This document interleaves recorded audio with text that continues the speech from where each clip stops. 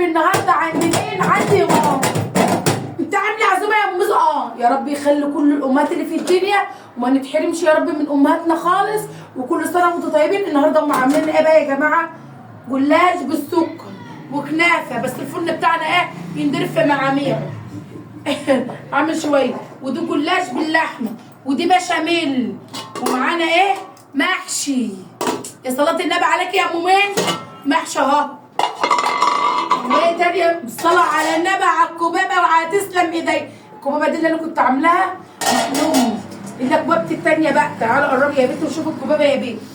بالصلاه على النبي، شفتوا الجمال؟ شفتوا الحلاوه دي؟ وايه تاني يا ام ميزو؟ هتاكل اكل صمي؟ لا طبعا، لا طبعا. صلوا على النبي كده يا رب ايه؟ ما حد يتحرق. ودي فراخ في الفرن كمان يا روح قلبي، دخلينا في قلب الفرن. الصلاة على النبي عليك يا ام ميزو. ايه الصواني دي يا ام ميزو؟ انت رايحه ايه؟ احنا عزومه بقى بالصلاه على النبي. ربنا ايه؟ يا رب ما نتحرم من لمتنا، يا رب ما نتحرم من لمتنا ابدا، ويجعل دايما حس ام وابويا مفتوحين بالدنيا وبيتهم مفتوح يا رب بحسهم. وكل سنه وانتم طيبين، ويا رب تزوروا سيدنا النبي اللي يحط لايك لام ميزو، ويا رب اللي يحب مامته ويجعلها يا رب مفتوحه بيت بحسها يحط لايك لام ميزو. كل سنه وانتم طيبين يا روح قلبي.